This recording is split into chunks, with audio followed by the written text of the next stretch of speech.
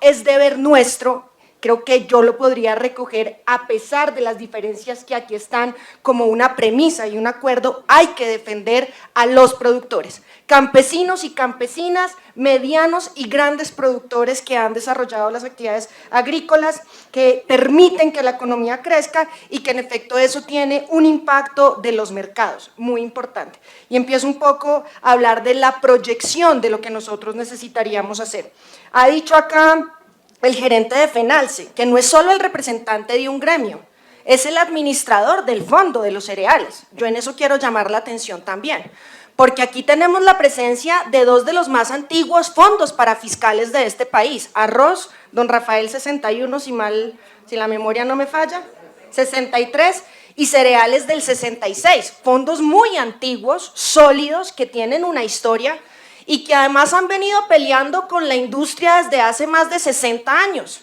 Esta discusión que hoy tenemos entre la producción, lo que hace la industria, la intervención del mercado tiene 60 años. Y yo diría que lo único que ha variado en esa estructura de producción es el libre mercado y el TLC.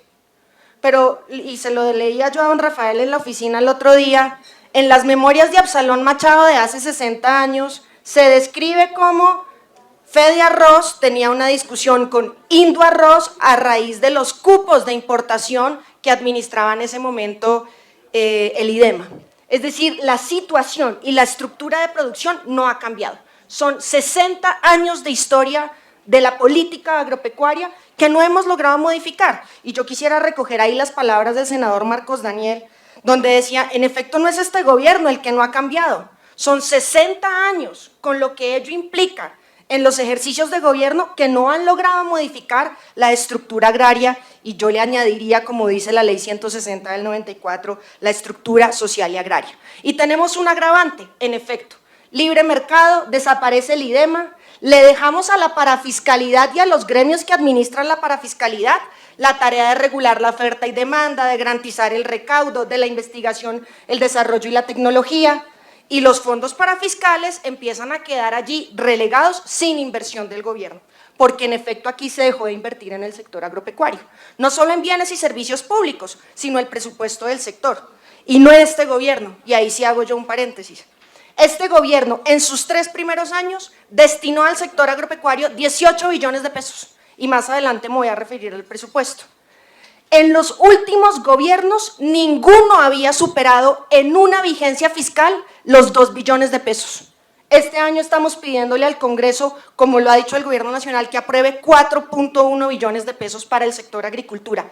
Aunque hay un recorte, sigue siendo un presupuesto de los más altos en las inversiones de los gobiernos. Y más adelante me voy a referir a la ejecución y al presupuesto que estamos. Pero retomo el tema del acuerdo nacional. Si nosotros decimos como país, en el reconocimiento de las diferencias y de todas las apuestas políticas que nosotros podamos tener, que la agricultura es el motor de la economía, en efecto hay que discutir cuáles son los problemas estructurales de la agricultura en Colombia. Y aquí lo han puesto, el tema del sometimiento a los tratados de libre comercio, muchos de ellos con brechas que son complejas de manejar. Usted lo dijo, aquí todos decimos hay un maíz subsidiado de Estados Unidos, yo no lo puedo probar, no es mi competencia, y nuestro maíz no puede tener subsidios. Y cada vez que el gobierno habla de tocar la cadena del maíz, viene Estados Unidos y nos sienta el Ministerio de Comercio y el Ministerio de Agricultura y nos pregunta cómo es la cosa. Así es el tema del maíz. Claro, importamos 6 millones de toneladas de maíz amarillo y tenemos otro problema. Cuando nosotros tenemos a los productores a puertas de la quiebra, cuando están produciendo por debajo, cuando les pagan por debajo de los costos de producción, ¿debe o no debe intervenir el Estado? Y yo digo sí, debe intervenir, porque perder a los productores es perder la capacidad de producir alimentos para el país. Perder a los productores es perder la capacidad de mantener un motor de crecimiento económico como lo es la agricultura. Y yo en eso sí creo que el país debería abocarse a construir un gran estatuto agropecuario, que discutiera la ley 101, que discutiera la parafiscalidad en Colombia, que discutiera las reglas, formas de intervenir la producción, el acopio, la transformación y la comercialización. Como eso es una apuesta de país que pasa por el legislativo, es una idea que está allí, ¿Qué viene haciendo el Ministerio de Agricultura, el Ministerio de Hacienda y el Ministerio de Comercio? Hemos propuesto como gobierno establecer las líneas estratégicas nacionales de la producción agropecuaria. A propósito que sí, de una discusión tan importante como el arroz, porque no es una cadena más, es el último de los grandes cereales que produce este país. Si este país deja de sembrar arroz, este país es absolutamente dependiente de la producción de cereales en el mundo.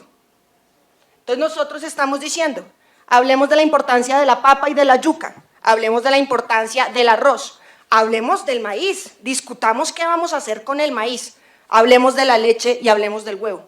Productos estratégicos nacionales que tienen que hacer parte de una discusión sobre la seguridad y sobre la soberanía alimentaria y que tiene que tener implicaciones no solo para el sector agricultura, sino como una política de Estado. Y empiezo a entrar para lo que se me convocó, que es fundamentalmente el tema del arroz, porque con FENALCE venimos discutiendo una propuesta, usted no lo nombró, pero tenemos una apuesta para poder atender fundamentalmente en el Caribe colombiano la producción que tenemos, que no es sobreproducción, que es realmente una incapacidad que tiene el flujo del precio del mercado de absorber la cosecha. Pero no es un tema de sobreproducción y estamos construyendo una propuesta. Me corrige usted si lo estoy embarcando en donde no es, pero ahí tenemos una propuesta para atender ya al Caribe colombiano. Y empiezo a entrar en el tema del arroz, pero permítanme dos temas previos para no hablar solo del arroz. Riego. Este país tiene un déficit de riego y drenaje del 80% de las tierras irrigables. Y los recursos de riego y drenaje de los últimos 20 años se han ido en Ranchería, Triángulo del Tolima y Tesalia Paicol. Los recursos del riego y del drenaje. Y en el Plan Nacional de Desarrollo del 2018, este Congreso aprobó que se eliminara el Consejo Superior de Ordenamiento de Adecuación de Tierras. Hoy el país no tiene una institucionalidad sólida para el riego y el drenaje en Colombia. Se privatizaron con la liquidación del INCODER los distritos de riego, se le entregaron muchos a las administraciones locales y se perdieron. Ejercicios como el que ha hecho Cundinamarca de rehabilitar 42 distritos de riego de pequeña y mediana escala han sido importantes y en efecto las inversiones no están hoy presentes. Tenemos un Fondo Nacional de Riego y Drenaje sin una institución capaz de hacer regulación, vigilancia y control de riego y el drenaje y particulares haciendo obras de infraestructura sin licenciamiento ambiental y sin temas permisivos. Lo ha dicho la Contraloría, lo ha dicho la Procuraduría, hay dos COMPES alrededor de los proyectos estratégicos nacionales de adecuación de tierras y yo solo pongo un asterisco ahí. El Triángulo del Tolima no es un distrito de adecuación de tierras hecho para arroz.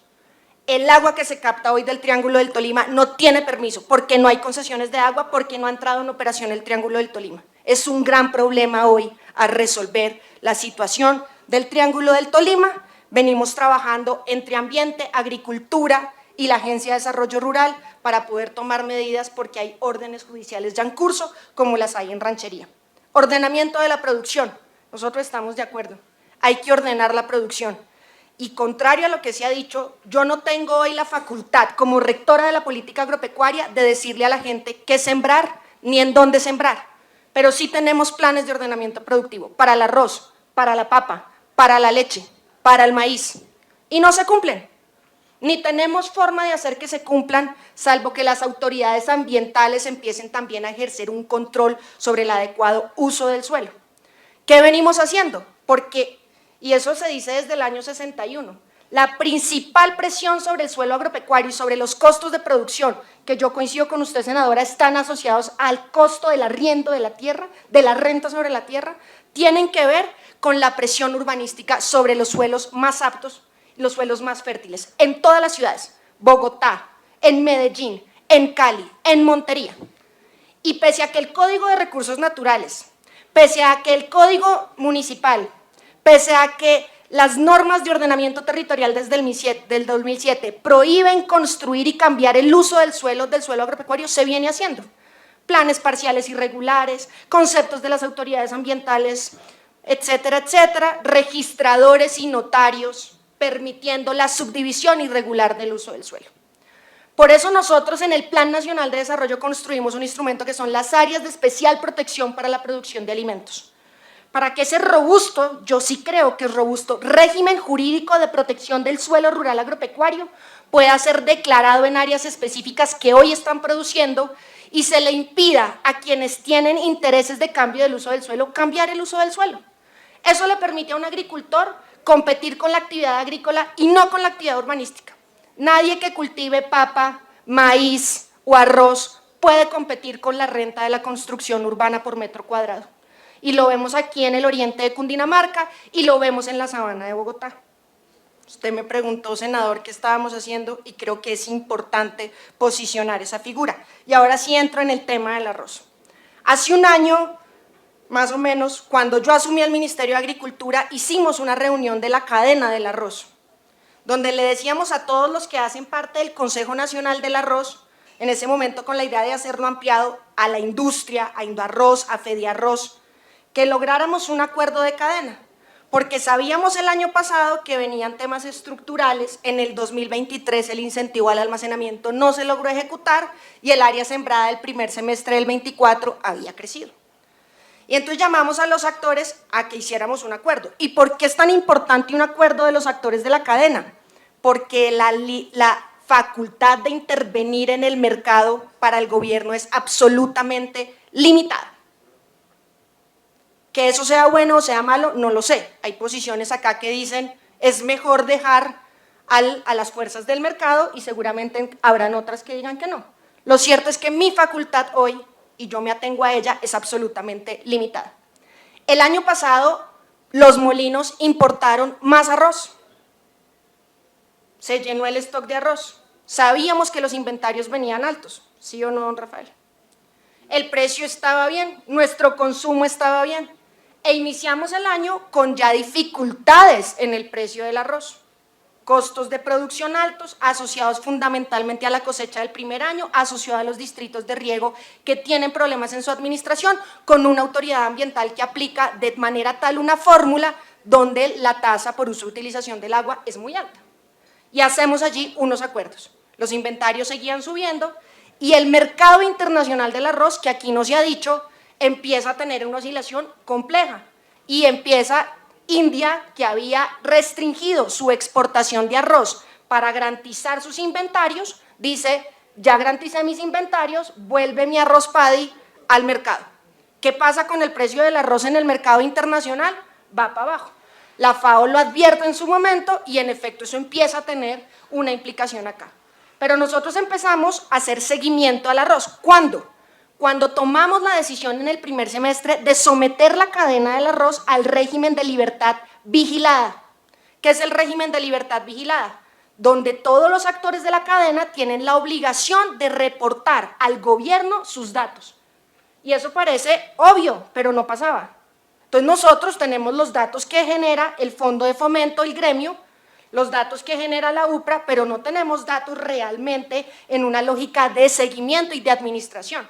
Eso empezó, tomamos la decisión en una resolución en abril. Tenemos el gran reto de que el sistema de información empiece a funcionar hoy es esta semana. Pero el 26 de junio encontramos que en los llanos empieza a hacer la cosecha y encontramos un precio muy por debajo de todo lo esperado. ¿150 la carga? ¿Me corrigen? 151 la carga. Un precio que en efecto está muy por debajo de lo esperado. Y empezamos a hacer un análisis. Las importaciones en el 2025 bajaron. La subasta, ya lo explicó Comercio, no se usó. El consumo se mantiene igual. El precio baja mucho y la cosecha no había salido. Teníamos, ya no, la expectativa de crecer en área sembrada, no crecimos en área sembrada. Teníamos la expectativa de una cosecha mayor, hoy tenemos ya datos que nos indican que no va a ser tal, y lo cierto es que no teníamos forma de explicar la baja en el precio. 26 de junio, ¿qué hacemos nosotros? ¿Cuáles son las facultades, las herramientas que tiene el Ministerio de Agricultura? Porque la situación del precio no se explica. En ese momento los inventarios estaban altos, porque habían importaciones, pero no lográbamos explicar, es parte de lo que el gobierno encontró como una distorsión en el mercado, no lográbamos explicar la situación del inventario y el precio con los otros fenómenos. Entonces aquí está pasando algo, es contrabando, ya los compañeros explicaron, es una entrada irregular, es una estrategia de la industria, es una estrategia de alguien, ¿qué está pasando? Y por eso tomamos la decisión de decir vamos a intervenir a través del régimen de libertad regulada de precios, que nos permite a nosotros en efecto fijar un precio base, no para garantizar utilidades, en eso queremos ser claros, es para garantizar que los costos de producción se puedan asumir por el productor. Estamos trabajando sobre los precios del gremio, los precios de la UPRA. Esa resolución está vigente. Y hasta que el ministerio, esta ministra, no encuentre que no hay distorsión en el mercado, pues se mantienen las causas para mantener la resolución. ¿Qué nos pidió la industria en su momento? Regulen también el precio del arroz blanco. Claro, si yo voy a pagar un precio por el verde, pues yo necesito también garantizar un margen de costos de producción para la industria. La resolución se publicó, hemos recibido muchos comentarios sobre la fórmula, estamos estudiando y las medidas comerciales en las que me voy a abstener de desarrollarlas porque ya las desarrolló el Ministerio de Comercio. En la idea de estabilizar una cadena de importancia estratégica para la economía nacional y fundamental, y yo quiero insistir en eso, para la soberanía alimentaria del país. ¿Qué ha pasado? En efecto, el primer fin de semana de la resolución, la industria dijo, unos molinos, no, ¿sí? Bueno, dijo, voy a recibir el arroz y lo maquilo.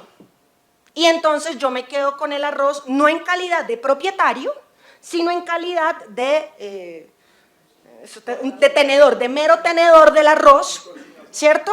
Ni siquiera en consignación, mero tenedor, porque uno de los contratos que circularon por allí hacía una opción de compra privilegiada para la industria que tenía el secado del arroz. Frente a eso nosotros tenemos ya lista una resolución para regular el arroz paddy seco. La vamos a publicar. ¿Y por qué no la hemos publicado? Hemos venido trabajando con productores que nos llaman, con Fede Arroz, con Indo Arroz, con Femu Arroz, es decir, el conjunto de actores de la cadena, no son tantos, más bien son pocos, en lo que hemos dicho desde hace un año, un acuerdo de cadena que permita estabilizarla. El día jueves de la semana pasada, hacia el final de la tarde, se presentó una propuesta de acuerdo. El día viernes el Ministerio de Agricultura solicitó un alcance al acuerdo, porque yo tengo que pronunciarme, es una excepción al régimen de competencia que establece la ley, y para poder pronunciarme necesito todos los elementos. El día antier en la noche dieron respuesta al alcance y tengo al equipo jurídico del ministerio estudiando. ¿Qué es lo que dice la ley? Que los actores en general de un mercado no se pueden poner de acuerdo, ni en precios, ni en forma de comercializar, ni en nada que pueda entenderse como una lógica anticompetitiva o desleal, salvo que, es la excepción, en elementos importantes para la economía nacional, como lo es el arroz, el Ministerio de Agricultura para los productos agropecuarios considere que es viable si el acuerdo se hace para estabilizar la cadena. Han presentado un acuerdo que habla de un precio, que habla de unas medidas, lo estamos estudiando. Si ese acuerdo fuese viable, yo espero que en un par de horas ya el Ministerio emita el concepto, se da traslado a la Superintendencia de Industria y Comercio, quien autoriza ese elemento. Es decir, ¿qué tenemos hoy en el arroz? Una decisión del gobierno nacional de recuperar, de sostener, de estabilizar la cadena del arroz. Y las medidas pueden ser controvertibles, son controvertidas, pero son las medidas que nosotros creímos ajustadas y encontramos, debo decirlo, en un momento respaldo en la industria. Hoy ya la industria no está tan de acuerdo y encontramos respaldo en los productores. Pero a mí me suena algo que dijo el gerente de FENALCE. Las cadenas necesitan un acuerdo donde el ministerio debe ser el árbitro. Yo realmente creo en una política más regulada, pero hoy el régimen jurídico es ese. El ministerio es un árbitro de los actores privados de unas cadenas. Si lo podemos hacer en el arroz, cuente con eso y con la decisión nuestra de tomar las medidas que sean necesarias, como lo hemos venido haciendo en todas las cadenas. Nosotros esperamos poner eso en conocimiento de esta comisión. Hay una comisión accidental que creó también el Senado para el tema de arroz, del senador Carlos Julio. También a ellos les hemos atendido todas las solicitudes y les suministraremos la información. Van 2 sesiones, la próxima es el próximo 2 de septiembre. esperamos llegar con el desarrollo. Y aquí en el fondo, más allá del precio, para superar esta cosecha, que no es tan grande como la que esperábamos, no estamos en lo cierto, nosotros sí necesitamos tener elementos en la cadena que la hagan competitiva, porque el problema no es este año, vamos para arancel cero.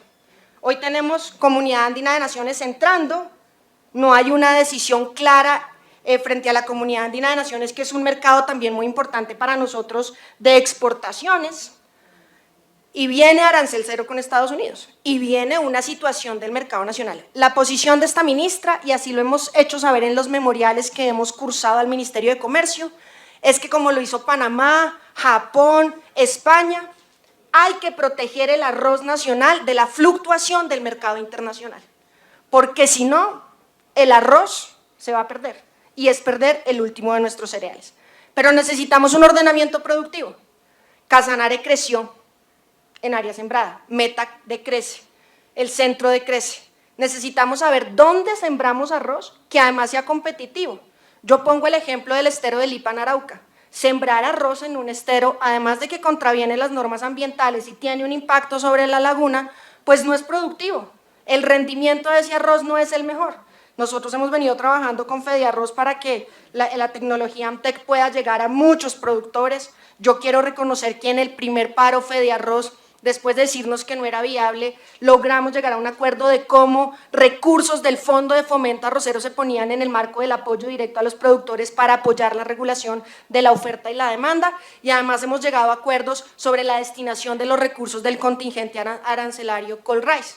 Aprobamos la semana pasada 4 proyectos para ampliar la capacidad de almacenamiento, que esperamos que también tengan un impacto en esta cosecha, pero aquí nosotros necesitamos también, y yo con esto empiezo a cerrar con la primera tesis, ponernos de acuerdo en cómo regulamos la producción agropecuaria en Colombia. Y voy a decir algo, senador Marcos Daniel, en el marco de la diferencia y el reconocimiento de las diferencias.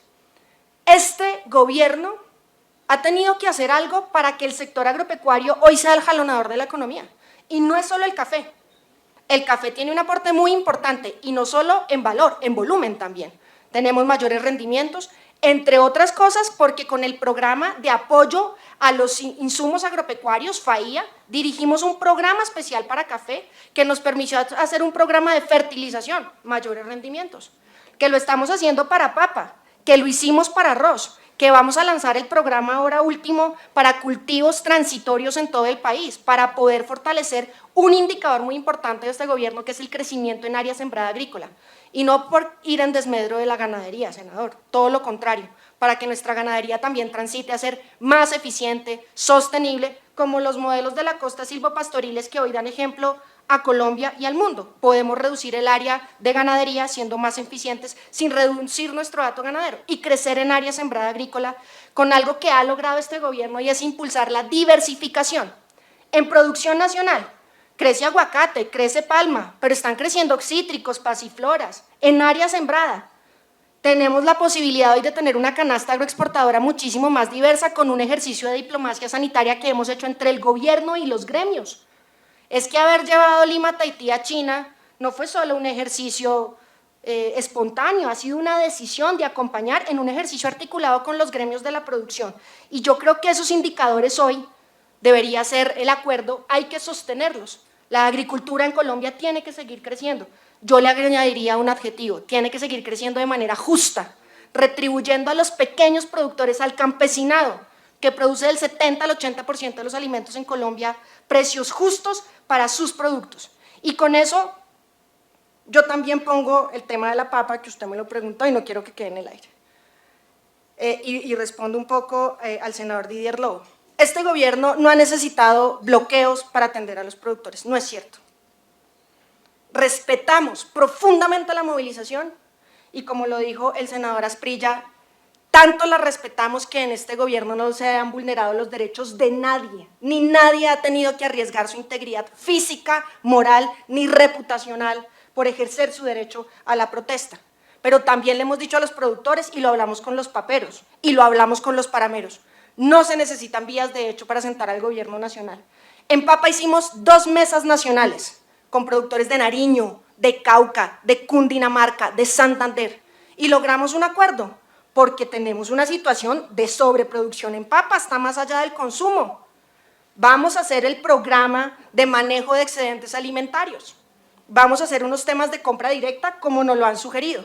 Y esta situación de la papa no es igual que la del arroz, porque a Colombia no entra papa fresca, no puede entrar papa fresca, y estamos haciendo las incautaciones necesarias. Entra papa industrial, pero nuestra gran producción es papa común, es papa de consumo fresco. Entonces estamos trabajando en eso, esperamos prontamente hacerlo y vamos a lanzar, lanzamos ya, estamos trabajando en Boyacá, en Cundinamarca, la cartera de normalización.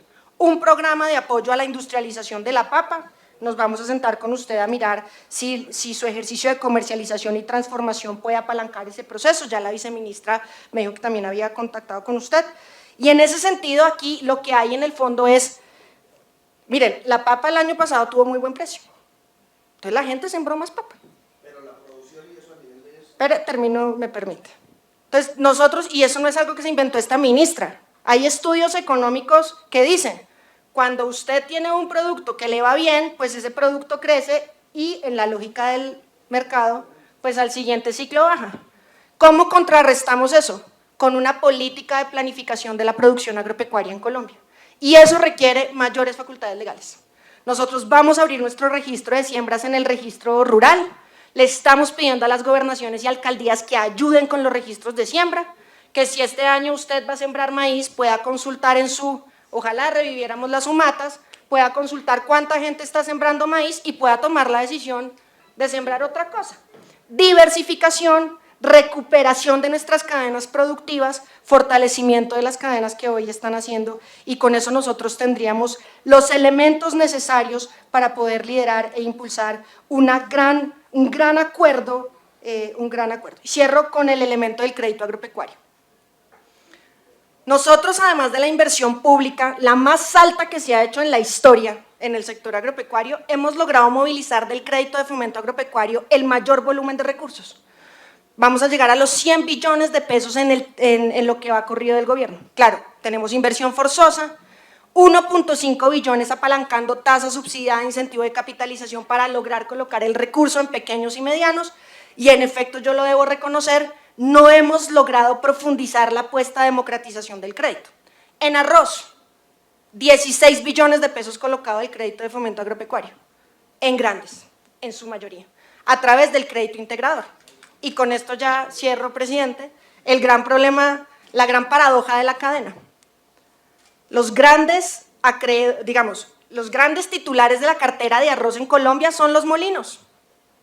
Los molinos no están recibiendo el arroz, pero los molinos son los dueños de ese capital que entregaron al productor.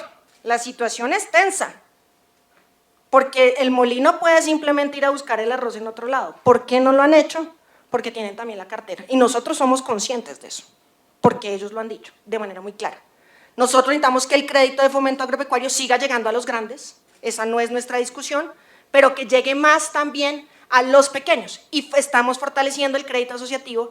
Tenemos un molino nuevo, está ya en contratación en Majagual, ADR tiene un molino también en La Mojana, Cauca tiene un molino nuevo, recuperamos el molino en Norte de Santander, con la apuesta de este gobierno que es fortalecer la infraestructura de secado y trilla del arroz de medianos productores o de medianos industriales en Colombia para ampliar nuestra capacidad de almacenamiento. Pero nada de eso va a ser factible si no entendemos que el mercado internacional juega y que nuestras cadenas estratégicas tienen que tener medidas legislativas y regulatorias del gobierno nacional para salvaguardar de las fluctuaciones internacionales las cadenas fundamentales de la seguridad y de la soberanía alimentaria. Me disculpo por haberme tomado más tiempo, presidente.